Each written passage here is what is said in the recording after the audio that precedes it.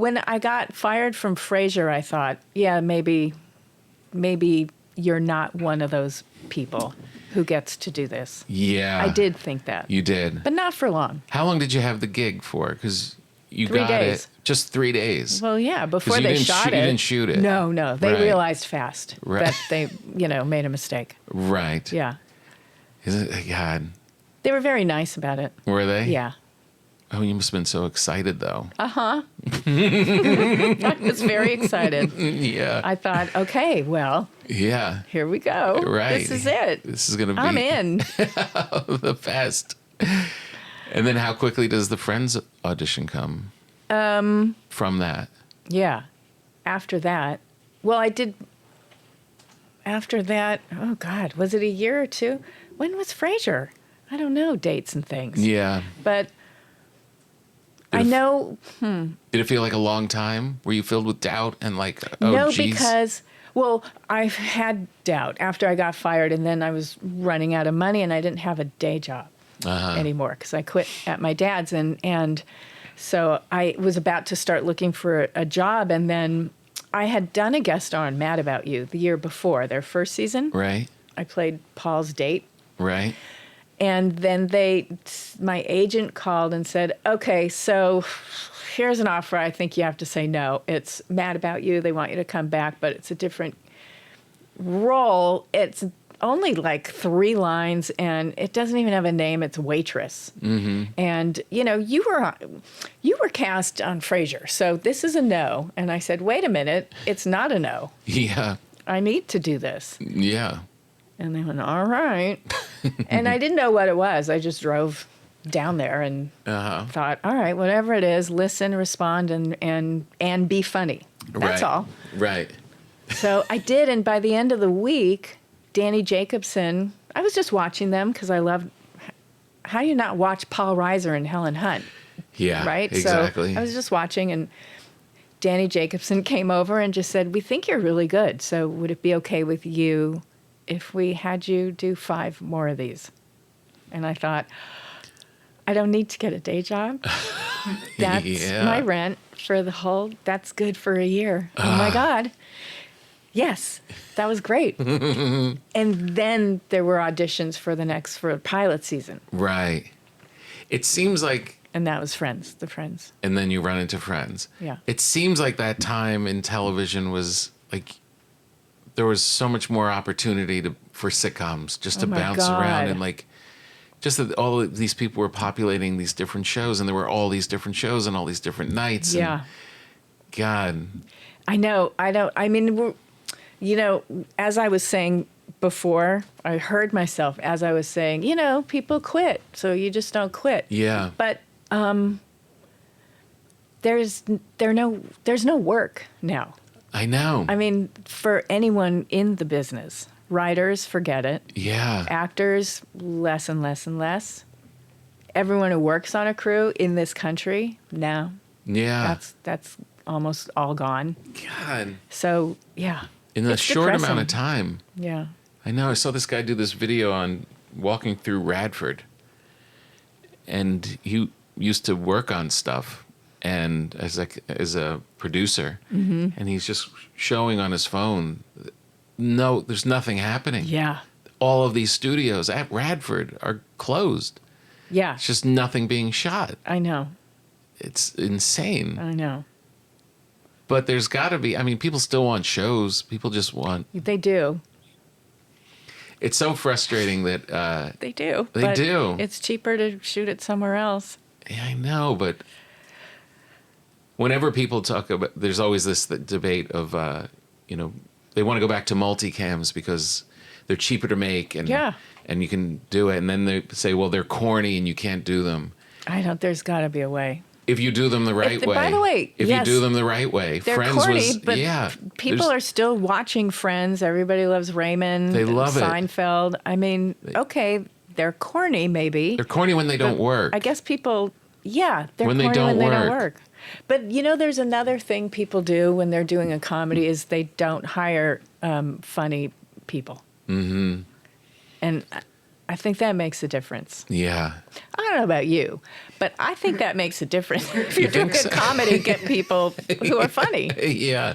It's even if you have everybody on your crew that's funny, then you have just people non-funny people throwing stuff at you to try and stop it. It's amazing. It really is kind of a miracle when it does work. It's insane. Yeah. So, when you get friends, Yeah. do you have any inkling of what this is? There's no inkling. No inkling at all. I mean, it's always very, very vulnerable. Like, are we ever going to get picked up? Are we ever going to make it? Are we ever going to do this? I had Mad About You, so I wasn't too concerned. Right. And I was half hoping, well, now with the threat of me potentially being on another show, when this one doesn't get picked up or we do our half a season or whatever it is, then maybe Mad About You is going to offer me a contract and have me. It's like, of course they weren't going to, but I didn't know. Yeah. But I thought Friends was, I was like, yeah, this is good. I mean, it's good. Mm-hmm. Good doesn't mean it gets picked up ever. Mm-mm. And I don't know. Yeah. I have no idea. I just assume it won't. Right, of course. Because most of them don't. Yeah. Yeah. Was there any feeling after shooting the pilot because isn't there that story of when Burroughs is like, when you're in Vegas and he's like, go enjoy yourself because your life is going to change. He said, this is the last, we were at dinner. He took us to dinner. He said, this is the last time the six of you can be in public together. So he knew. He knew, and I thought, but do you? Do you know? And I remember the, like, 5 others were just like, oh, wow. And I just went. You're so naive. They're just words. Yeah. He doesn't actually know. Yeah. I mean, the show's, it's good. It's not Seinfeld. It's not like groundbreaking. Like, I've never seen anything like that before. It's right. But I didn't realize just the chemistry. Yeah. And what it added to the writing, and whatever our comedic, like Matthew Perry, that is special. Yeah. I've never heard anything like that before. Yeah. And Schwimmer also, I was like, okay. Yeah. That's really special. And so, but I didn't know if that was enough, because I don't know. Because I don't know. Because I'm an idiot. Yeah. The little, the kid that your parents were like, wow, she seems to be kind of like, that's the person who was sitting at the table like, I don't know. Yeah. It's interesting. We had. When are we going back to the tables? Right now we're just talking and eating, and that's not playing. So I don't know what we're doing here. It's my friend Greg who wrote on the show. It seemed like it was just what you're saying of like, it helped the writing and it started to feed off of each other. Oh, yeah. Like, it really seems like when it's so unique that all of this was happening creatively from the writing side and the acting side. And it was. I mean, and the writers are incredible. They were so funny. Yeah. They were so good. Yeah. Yeah. Yeah. And also, I mean, our tape nights were ridiculously long. I mean, they were infamously long. Well, I mean, before that, I mean, it just didn't take much longer than 2 hours to shoot a half hour. Right. Right? But they didn't let anything get stale. And if they would always check, can we beat any of these lines, jokes, anything? Right. So, yeah, there were huddles all the time. It took us like 6-8 hours. 6 to 8 hours. Yeah, which was bad when we would start at like 6 or 7 at night. Yeah. Yeah. And I was pregnant, one of those. Oh, like, God, before we asked, can we start earlier? Yeah. Let's start earlier. And I remember Marta Kaufman went, I don't know if we can get an audience. And think you could get an audience. I think people sort of plan vacations and, Yeah. include this. And I think people could get off work because at that time you could get, you're like, okay, yeah, Right. go do that. Right. And we had 2 audiences. You dump one out and then bring another one in? Yeah. Well, no one can sit there for 8 hours. So they'd come in halfway through the show? Yeah. And they don't really, and the warm-up guy would be like, so what has happened? I think, yeah. Wow. I'm not exactly sure how that worked, but I know there was always food for them and toys and candy. Yeah. Just to keep, that is insane. 6 to 8 hours. Well, everyone's young and they're just, not many I've people. never been that young. You were never that. Well, you got married early, right? Didn't you get married in the first year? Yeah. So, yeah. Were you the grown-up? Kind of. Yeah, I'm a year older than the next oldest person. Right. But 6 years older than Matthew and Jennifer. Wow. Really? 6 years? Yeah. Wow.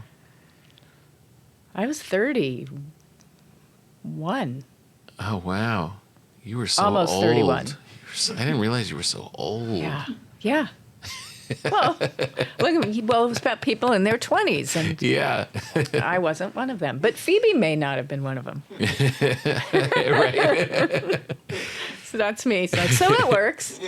Did you know Matthew was as special as he was just from the first time you heard him read? Yes, at the table read. Yeah. Because I heard something else when I read it. I actually thought, oh, Chandler's gay. That's great. They have a gay character. Right. Yeah. Yeah. And then I heard Matthew. It's like, oh, wait. This isn't a gay character. Oh, my God, this is really funny. Right. So Just his funny. timing, just that. Yeah. Just that. That timing was unbelievable. Yeah. Because it's not mimicking anyone else's timing ever. Right? No. That's the thing. No, except, the friends he grew up with. Right. In Canada. Yeah. Yeah. Yeah. I know. Man. That was something. And Schwimmer, too. I'd seen Schwimmer on some show, on a Fox show, and I thought, he's really good. And then he was going to be in it. And I went, oh, because he was the first one cast. They wrote Ross for him. Right. And I went, oh, he's really good. Okay. Yeah, I'm going to make an effort to be in this. Such an idiot, am I? Yeah. No, but you can't know. So many things have to, everybody fate else has knew. to get. Yeah. Everybody else, was like, no, this one's special. People auditioning for it were like, you got cast on that show. Oh, really? Friends like us. You got cast in that. And I went, Right. yeah, and they went, that's the show.